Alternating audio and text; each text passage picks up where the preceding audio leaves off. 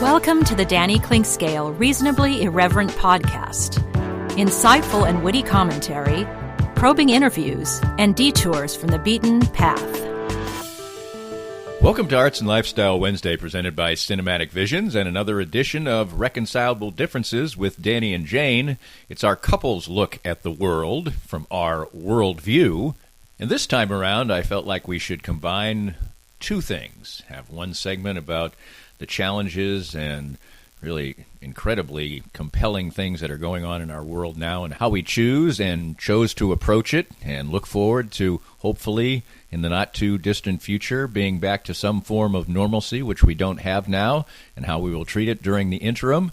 And then, in the other part, provide a little entertainment, because we need balance in our lives right now. We can't be totally consumed with all the things that are challenges in our lives, and things that we miss, and things that we have to give up, and things that we have to sacrifice, because there still is a lot of joy in the world and fun.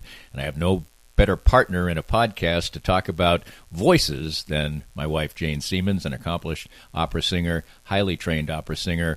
She runs her own business now and does not sing as a profession, but did for a long, long time, and still has some really great thoughts about the world of music and enjoys all brands of music. So I wanted to visit with her about some recent documentaries we or she have seen about pretty famous singers through the years, and why she embraces voices of all kinds, even ones that are not even close to maybe even good, or certainly not classically trained.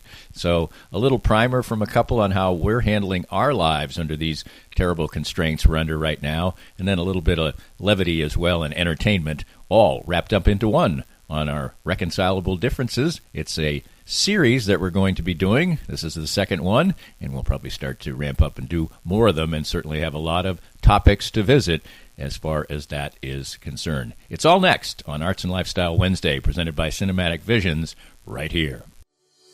Cinematic Visions has been an affordable solution for professional media production in Kansas City since 2003, offering award-winning video production and creation, as well as a wide array of digital and social media management services. From planning, scripting, filming, editing, and post-production, to delivering your product to a watching world, Cinematic Visions will provide professional and affordable services for you and your business with the necessary return on investment to make it all worthwhile. Cinematic Visions' goal is to unlock the power of storytelling through video and a strong online presence for your company. Beyond the numbers, they want to inspire and evoke your clients to feel and act. Let my friends at Cinematic Visions embed your brand where it belongs, in your customers' minds. You can find them online at cinematicvisions.com or with a quick phone call at 816-600-6300. My friends at Advanced Sports and Family Chiropractic and Acupuncture are among the most accomplished and trusted clinics in the nation. Only one clinic has been rated in the top 5 in all 3 categories of chiropractic care, acupuncture, and rehabilitation, and that clinic is ASFCA. They have locations in Olathe, Overland Park, Prairie Village, Belton, and Lee Summit. Doctors Brad and Christina Woodle and their accomplished team of doctors and therapists will treat you like family, for the simplest of injuries to the most complicated conditions to avoid surgery. Whether you are seeking treatment for an injury or just looking to stay healthy and fit, this is the place for you. And it's been the place for me for almost 2 years now. I have been a strenuous daily exerciser for years, and as time goes on, that takes its toll. But regular appointments at Advanced Sports and Family Chiropractic and Acupuncture have helped keep me ticking on, and even as the years pile up, their regular care has allowed me to keep to my regimen and feel great. If you want to feel the same, give them a call or visit them at asfca.com/Danny. They accept all insurances and are open Monday through Saturday, and make sure to mention that Danny Clinkscale recommended Advanced Sports and Family Chiropractic and Acupuncture. Are you thinking of starting a new business? Does your current business feel stuck? Or are you just trying to grow what you already have? Running a business is a lot of work, and it takes the right team to make it all happen. If you're looking to grow your business, call my friends Ben and Greg over at Fuego Consulting. They put together a company that can help you reach your business goals. Whether you're looking to get online, build a social media strategy, or rebrand your business, they can help. Call Fuego at 816-663-9695 or visit them online at fuegoconsulting.com. Fuego Consulting. Let's grow your business together. If you'd like to join these and other great sponsors and market your business to a growing and engaged audience, contact us at danny@dannyclinkscale.com. Look forward to hearing from you. Welcome back to Arts and Lifestyle Wednesday, presented by Cinematic Visions, and another edition of our recurring series, which we will be ramping up in episodes, which is Reconcilable Differences. Danny and Jane's look at life, and Arts and Lifestyle is the Wednesday that we do these podcasts, and both our arts and our lifestyle certainly have been incredibly impacted by the coronavirus and CD19, and our theaters, our restaurants are shuttered, basically, or on the way to being such. We can't go to the movies. And I guess we can start with the reconcilable differences aspect of our discussions with the fact that voluntarily on Sunday, you were the one who decided that we shouldn't go to the movies. We were going to go see Emma, and we usually go to the Glenwood Arts Theater. There are quite a few elderly people usually who go to the movies that we see there, and when we were texting back and forth, I said, well, I'll go, it's up to you, and you decided we need to be responsible, we need to look out for others. I, in general, am a more laissez-faire person than you are, but just describe, as you went through that Sunday, I wasn't around, I was somewhere else, what your thought process was and why you voluntarily, a few days ahead of when government officials did it, decided on your own that we shouldn't go to the theater. Well, I have friends all over Europe, and I was hearing reports through Italy, the Netherlands, the UK, and Spain on what was happening in even tighter quarters, obviously, than Kansas City if people didn't adhere to staying in their homes, and how fast this this pandemic is taking place in those areas. And once you have one case in this area, to me, that was a calling card for us all to shutter in. But there were multiple cases already on the weekend, and we don't know if we could be carriers. That's the biggest problem with this whole thing is people who don't feel ill, they think they should be able to go anywhere, go to the restaurant, go to the movies. But all of a sudden I'm like, what would happen if I actually knew that I was a carrier and I gave this to one elderly person and they died because of that, because they had underlying health issues? And so what the city, what the state is doing now is so important. And I just all of a sudden went, you know what? We can watch a zillion movies at home. Why not?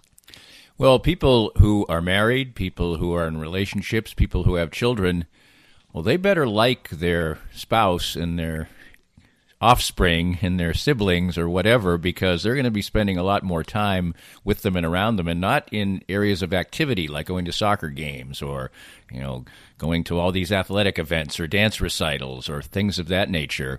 And people are going to find new and different things to do. And the easy thing to say is that can be a positive, and then she'll be able to bond and get to know people better and spend more time and more quality time with others. But it's an incredible adjustment for people who are sports fans, for people who love to go to the theater, for people who are incredibly active. I mean, most people, Americans' lives are really busy, and I think they complain about it, and they talk about being soccer moms, or they talk about all these activities they have to do and truck and bus their people around. But in the end, they probably like it, even though they complain about it, and they're going to miss it. I think it's a blessing in disguise in an odd way. I think we are a very wound up society, and the expectations, especially for young kids today, is unbelievable. And parents have to sort of follow suit because we are such a competitive society. And maybe in the end, sometimes life, and in this case, global situations like this, really make us step back and start being more considerate of each other and thinking the simpler things may not be so bad. And so maybe we're going to wake up and say, oh, I didn't really know you. Who is that person on my couch? Well, we are going to make this podcast, as I said in the open, a combination of the serious and the things we should take seriously and be very attentive to, but also the outlet of and we'll do that in our second segment and talk about voices, something you are expert in.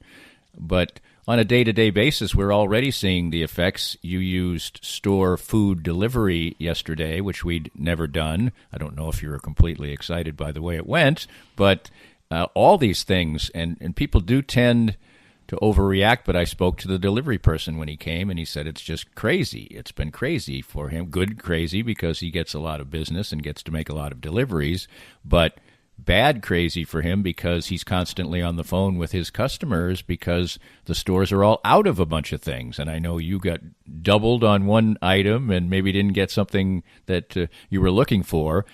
We're going to see a lot of this type of thing. Oh, it's hilarious.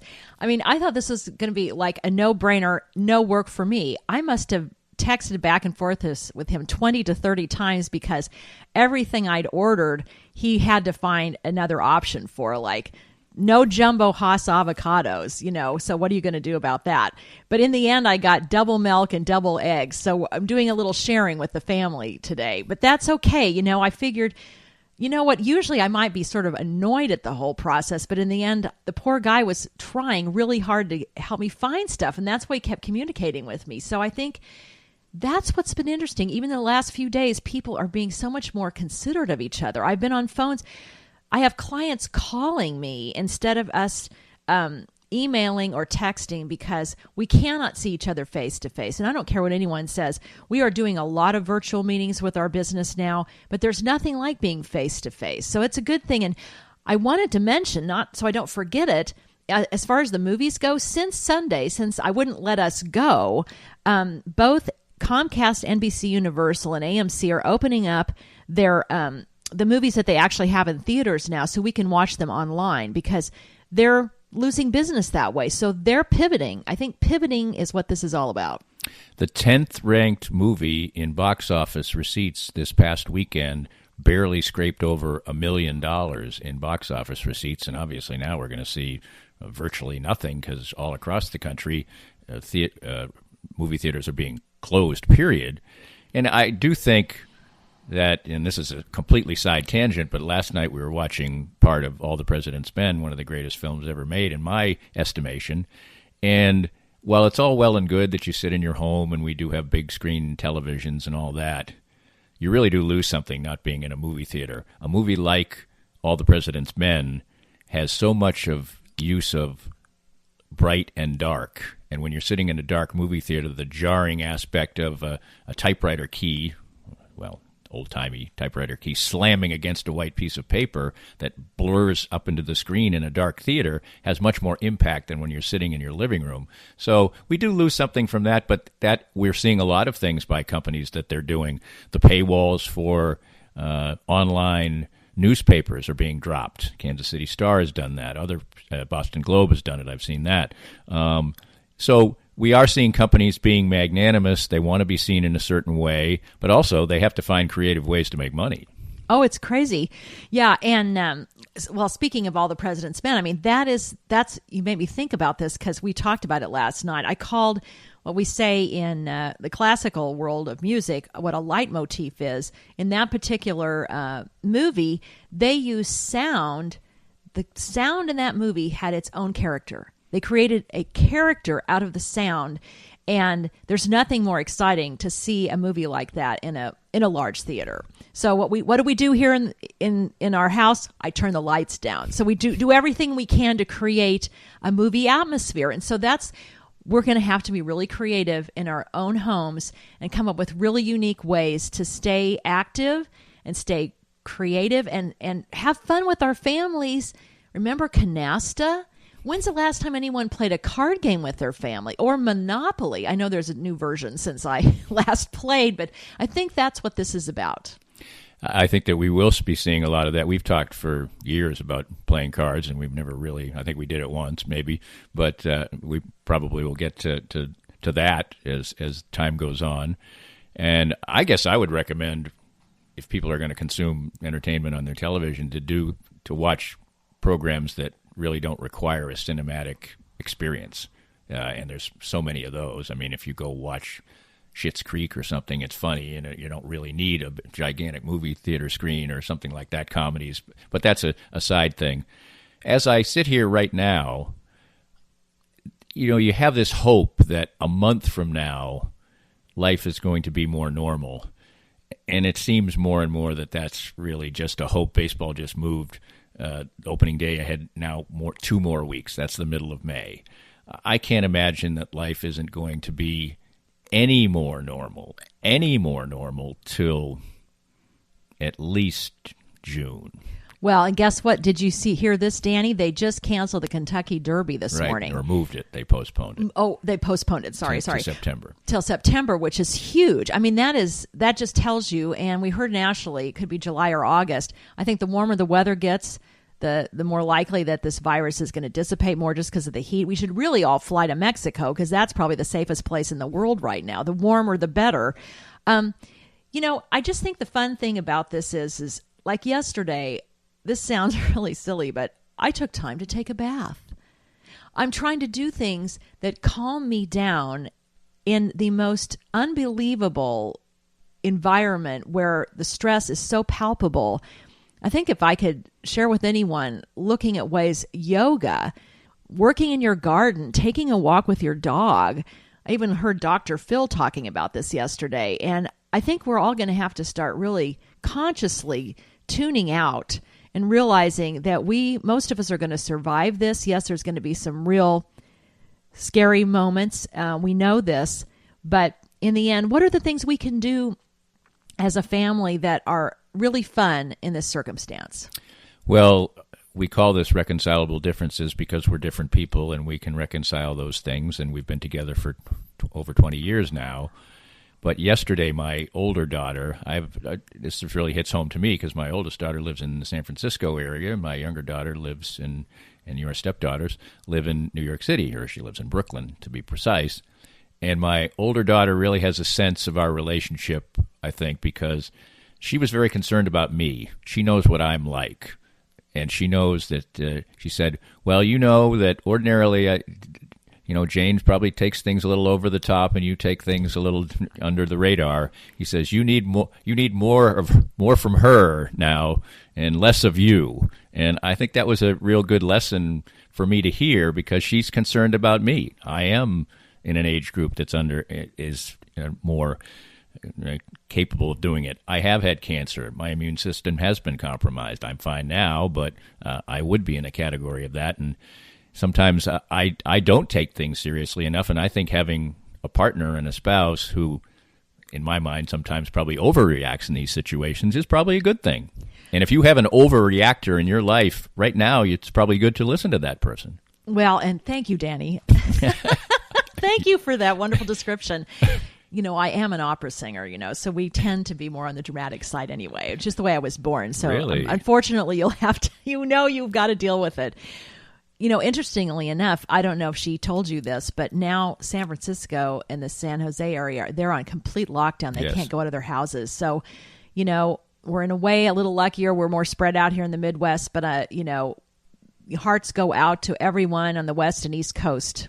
Yes, absolutely. And my older daughter is working remotely from home. My younger daughter who's in acting school now, works at Starbucks, and she still can work because they are doing takeout. Nobody can go there. They've put the tables away. You can walk into the Starbucks and get your order.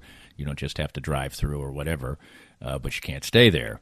So she is still working, and that was a real relief yesterday when I talked to her because obviously it's a very expensive place to live. But to wrap this up for now, and I'm sure we'll be doing this again, that's the part that is really the hardest right now. I can work, I can operate my business. You can work, you can operate your business. But many people are going to lose their work. Now, this is going to be an incredible financial hardship, and unfortunately, in typical fashion, it's the people who are living more paycheck to paycheck, and their lives are not as easy. They don't have savings to fall back on. That's going to be the hardest thing right here, and that's why it's so important, maybe even that we're doing this, because maybe we get to the other end a little bit quicker so that these people aren't so affected so dramatically, but it's going to hurt for a while for many, many people. Absolutely. So everyone, make sure to do takeout and delivery from these restaurants and bars that are hurting because they've had to close down. So let's all think of, the people on the other side who are really dealing with that this week. Coming up next, we'll provide a little entertainment. That's what we like to do here, too. Well, we hope that was entertaining and informative as well, but we're going to talk about voices. No better person to talk to than an accomplished opera singer like my lovely wife and overreactor and dramatist, Jane Siemens. That's coming up next. We're going to talk about some recent documentary movies and voices in general right here on Arts and Lifestyle Wednesday, and reconcilable differences at the Danny Clinkscale Reasonably Irreverent podcast.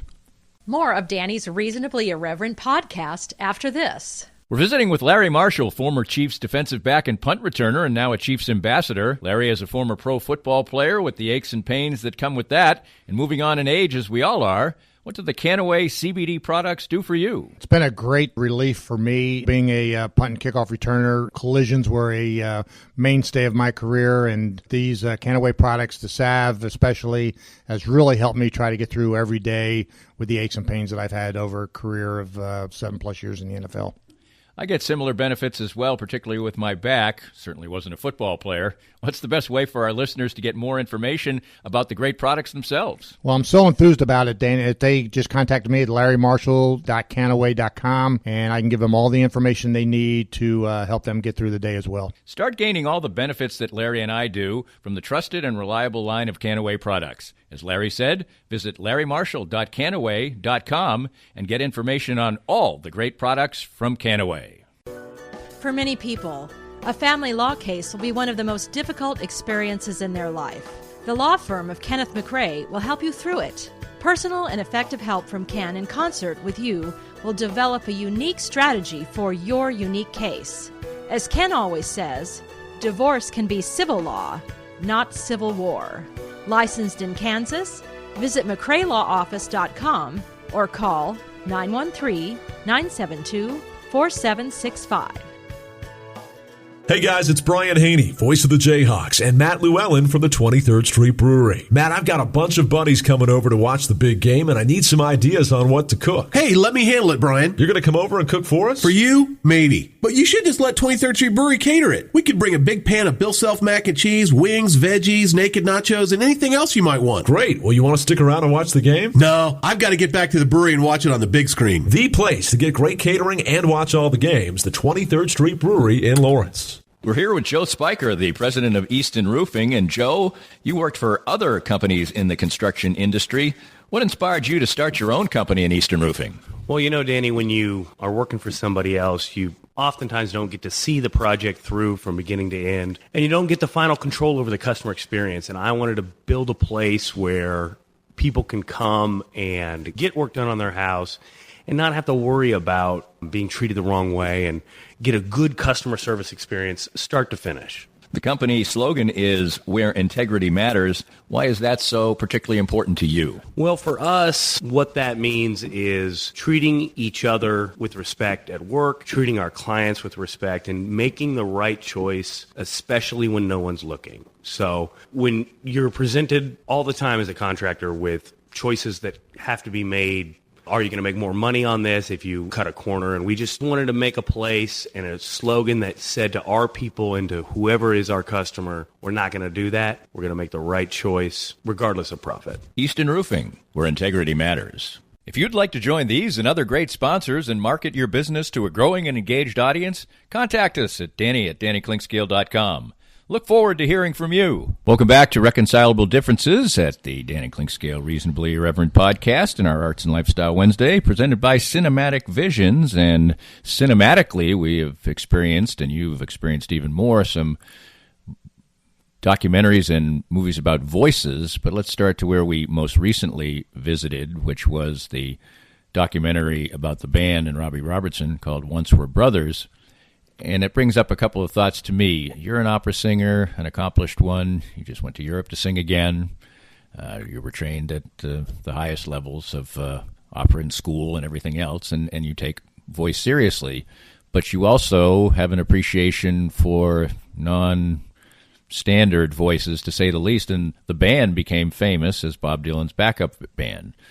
you're a big fan of Bob Dylan. We have several books and box sets and everything else when those things were cool. And Bob Dylan is, routinely considered maybe one of the worst singers, technically, of a famous musician that there is, and is oft imitated in his nasal sound and everything else, which has probably only become more pronounced over time. What is it about different kinds of sounds and singers? And we watched the Nitty Gritty Dirt Band last night, concert by them, that you can appreciate as somebody who's trained for perfection, as it were? That's a good question. I have a number of opera singer friends who all they think about it and live and breathe is classical music. That's the last thing. Like they never even have heard of famous people that we know. Oh yeah, Joe Cocker probably wouldn't even register to them. It's funny. I think part of it is I grew up with a sister who was 6 years older than me, and at the time, all these great bands were coming out, and so maybe I was influenced by that. And I love all kinds of music. And there's something about, I think, the honesty with someone like Bob Dylan or the band, the truth behind the words. And honestly, that is what opera singers are supposed to be doing with an aria, or when they're singing art song or an opera, is singing the truth behind the words only with a trained voice.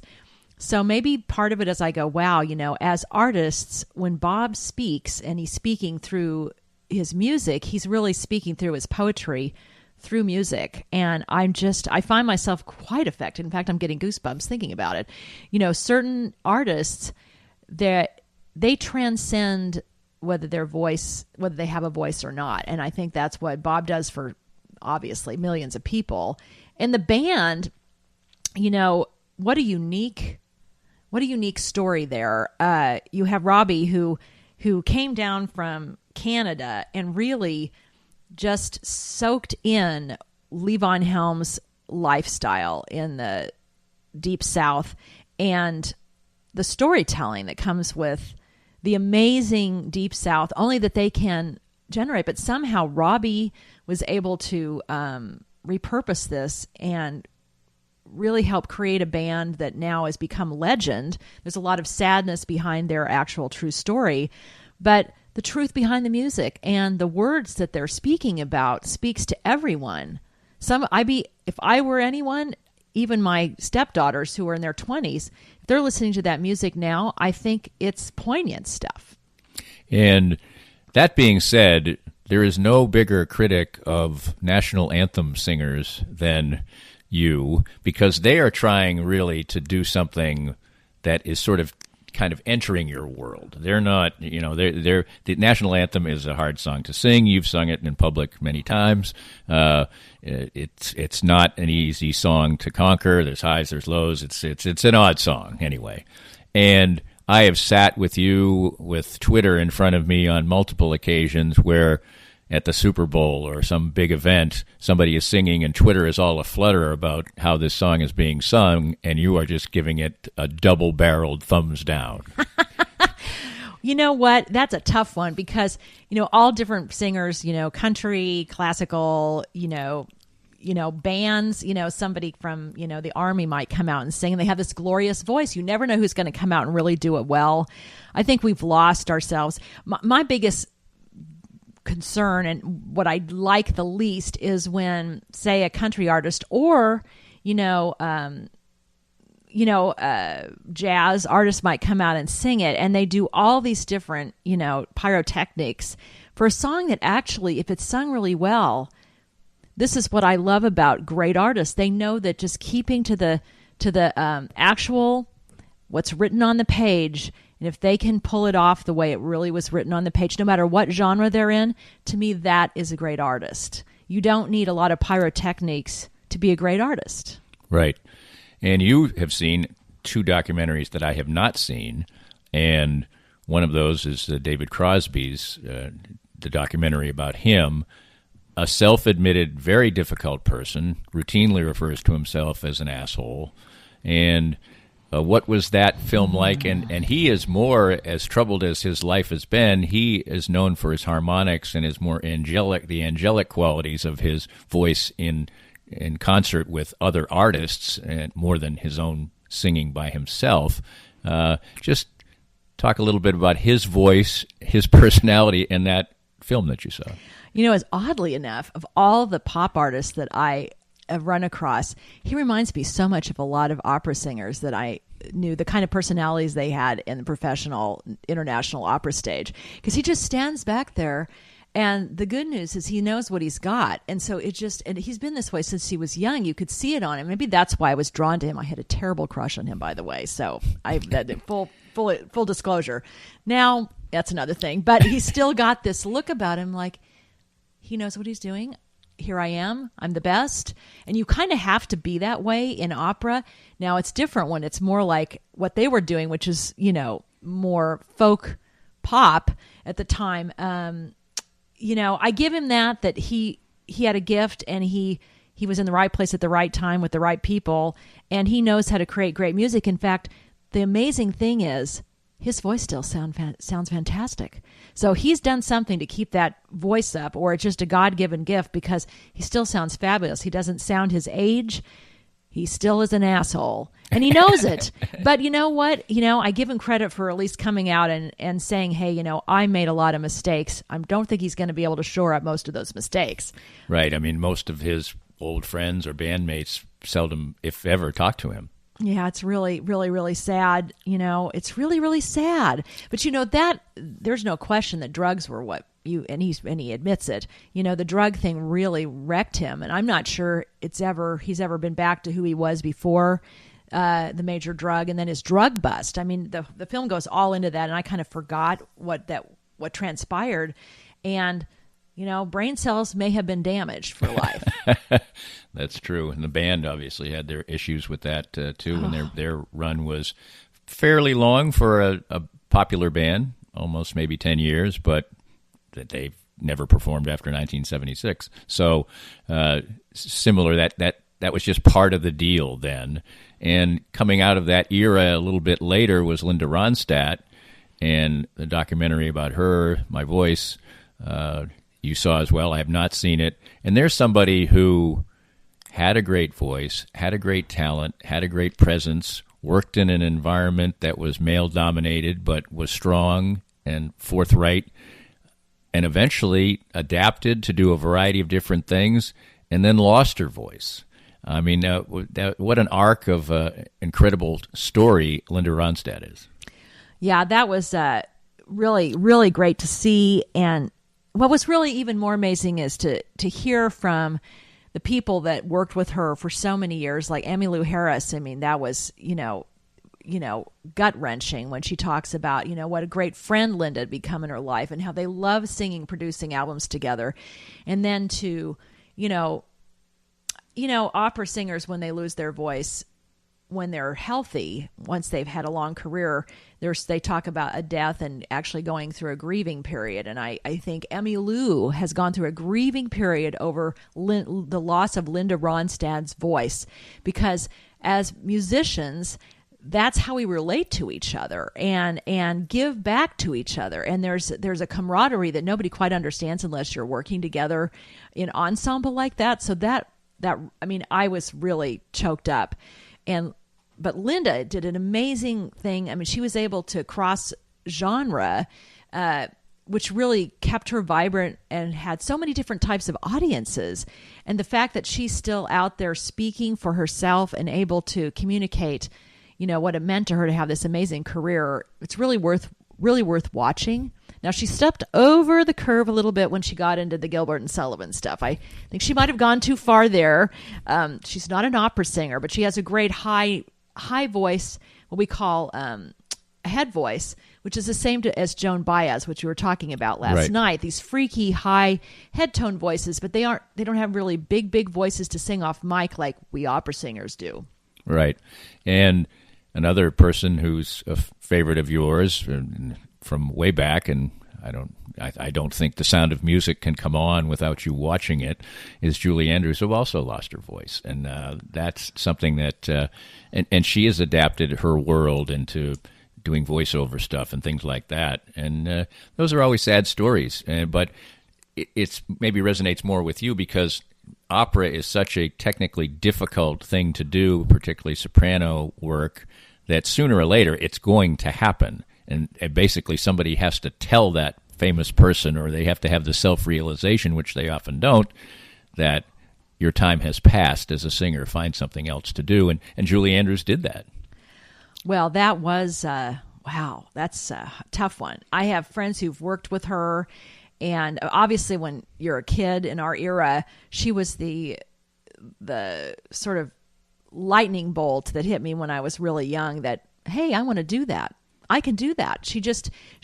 I think she made a lot of youngsters feel that they had a right to go and give it a shot. And she didn't have a huge voice, but it was so clear, so crystal clear and bell-like that she'd have to go through a polyp surgery. To lose that lovely instrument is really, really sad. But, she's quite a, given her history when she was a young child, you get a better feeling of what a fighter she really is.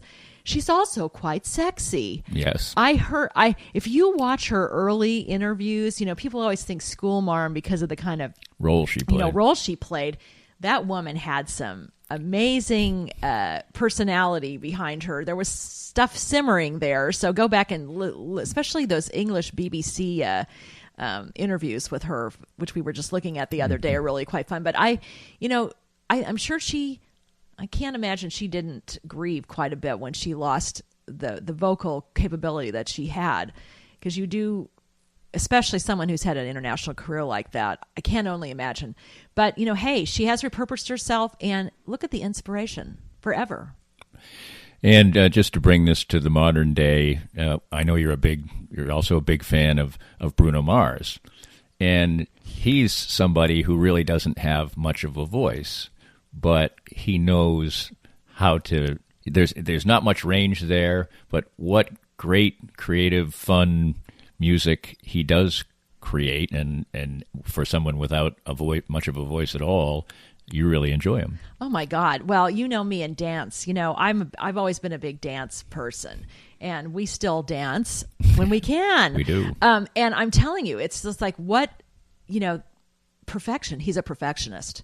With what he has and the band he has, he is obviously in that studio really thinking about his production all along. I mean, he came from Hawaii. He's got this really unique background, and he uses different flavors of his background in his music. And the tightness, he's got unique, sometimes rather racy lyrics, but he really knows how to put it all together. And it's inspiring, and it's all about entertainment for him. And I think we people in the classical world were so serious because we have to be, because of the work we're doing, in order to pull it off. But you know what? We need to have fun sometimes. And I've danced since I was really young. And so if Bruno can make me dance, I'm there. So there you go. On this edition of Reconcilable Differences, we gave you some life lessons for today and some reason to smile and dance and sing and laugh. This podcast was made possible by our great sponsors like Easton Roofing, the presenting sponsor of Kansas City Profiles at the Danny Kling Scale Reasonably Irreverent podcast. Easton Roofing, where integrity matters. We hope you enjoyed the latest Danny Kling Scale Reasonably Irreverent podcast. Come back soon for something fresh and new.